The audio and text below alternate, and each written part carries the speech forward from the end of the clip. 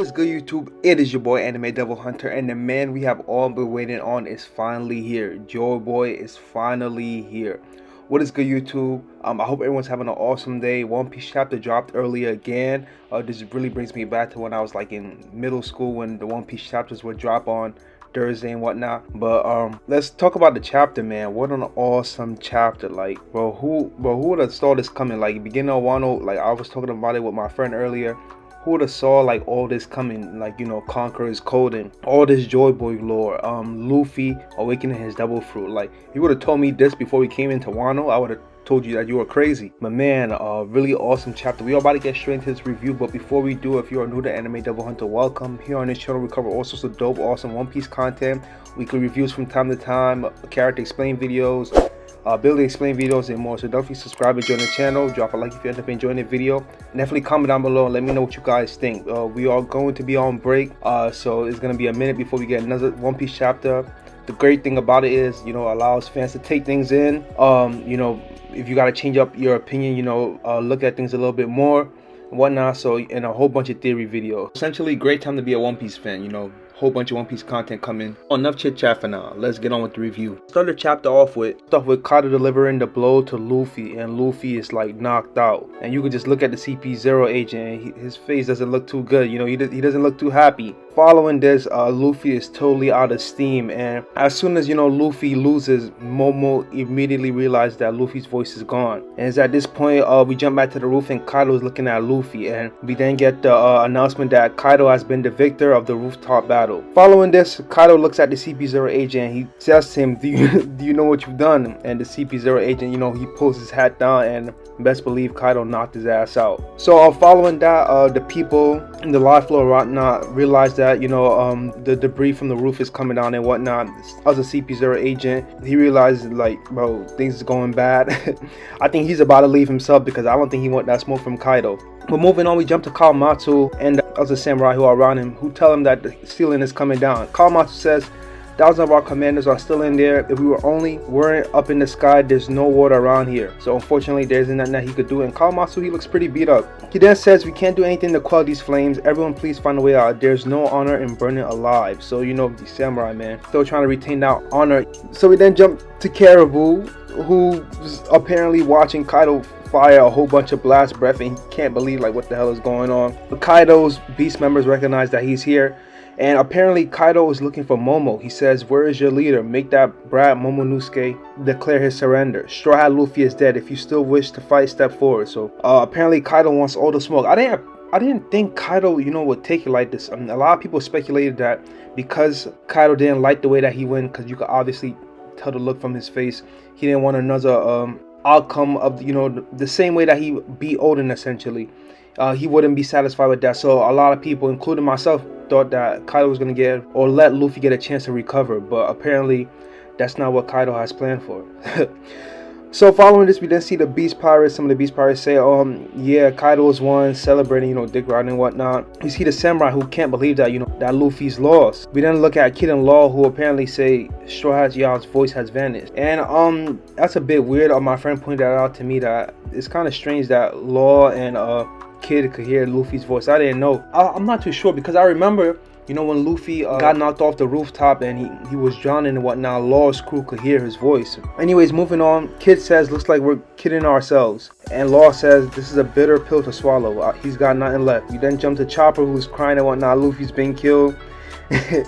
Is Nami with Chopper, and she's saying, don't you go out there. We can't let that oversized snake get away with lying like that. Tama's crying and whatnot. Nami's saying Luffy can't have lost. He's not dead. It's impossible. You know, so she screams, she calls Kaido a liar, and Kaido apparently gets pissed off. He says, so still won't let their spirits break. I don't believe you. So as Kaido said earlier, the only way they're gonna believe him if he comes back with Luffy's head. And right before Kaido could fire a blast breath at Nami and Marco comes in the way and covers them. And bro, shout out to Marco for just being a beast to be able to tank that blast breath like that. Like, well, not too many people could do that. Marco then says to them, don't give up until it's over. Kaido then says Onigashima will land on the flower capital without delay. You'll find I won't be as soft as Orochi was. This country is just a giant weapon factory to me. I don't care if they're women or children. Everyone here is my slave. You'll be free to drop dead after your bodies can't take any more work. That's how you'll live the rest of your miserable lives. After all, I can always replace you when you're gone. You chose to oppose me. Facing my wrath now should come as no surprise. This is what it means to lose in war. You gamble with your rights and dreams. And we then see the samurai crying, please, no, spare my wife and child. Kaido then says, bring me Momonosuke, this doesn't end until then. And before we move on to the next panel of the chapter, I want to talk about what Kaido's, said about war and whatnot. I think a lot of what he said has to do with him being bitter on Rocks possibly losing, the battle to Garp and Roger. With him saying, about being replaced and whatnot, probably that's how Kaido was viewed while he was on Rocks. I think that's some really interesting dialogue. Probably make another video talking about that more. But for now, let's move on.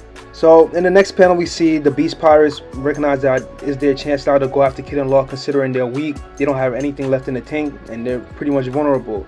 But right before they can get the chance, Kid and Law's crew, they come in and they save their captains. They're real clutch. Shout out to them. We then jump to Nekomamushi and Carrot, and Nekomamoshi's like, this doesn't sound too good. We then jump to the castle interior basement floor, and it's a samurai, and they're literally getting burned a fucking lot. Like, shit is crazy. They're trying to look for an exit, but it doesn't look like there isn't. Man, hopefully they get out. We then jump to Kid and Law, and apparently they got back up, so it looks like they still have some more left in the tank after saying for the 1000th time, this is it. Kid then says, I'm fighting Trafalgar. Surrendering or letting him kill us are both out of the question.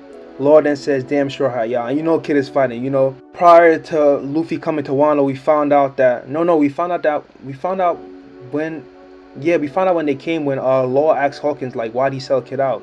When he said, Hawkins said that Kid and Killer wouldn't stop fighting, like, Kaido had to knock them out. It took a lot to take them out. But anyways, moving on, we then jump to Yamato and Momo. And Momo's like, he's rethinking everything. He says to Yamato, don't be absurd. What can I do against someone Luffy lost to? Yamato then says, you fight until your last breath. Isn't that the way of the samurai? If not us, then who? Everyone else is at their limit. Even Kaido must be feeling it now. Momonosuke then says, that would just be throwing away more lives. It pains me to admit this, but if Luffy's gone, our only option is to yield. Yamato then says, I'm not letting that happen. They'll live and then what? They'll be slaves until the day they die from exhaustion. In the end, surrendering won't save anyone. And as you can see from Momonosuke's expression, that obviously hits him. Yamato then says, all the Daimon that allowed Orochi to have his way went to their graves full of regret. Everything Wano endured for the past 20 years was for the sake of this battle. Even if surrender is our only option, I'd rather we die together. And man, that really hit. That was some really powerful words from Yamato, man. Shout out to her. This is definitely the reason why Yamato joined the crew. Momonosuke takes a moment to take all that in.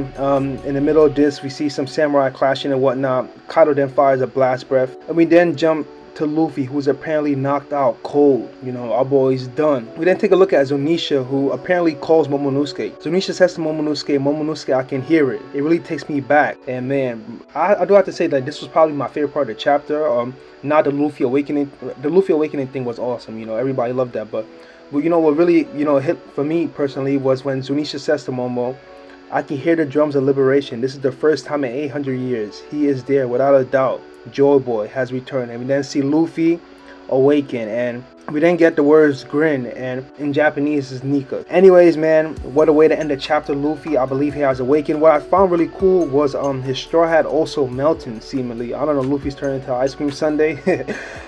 Man, what a dope chapter.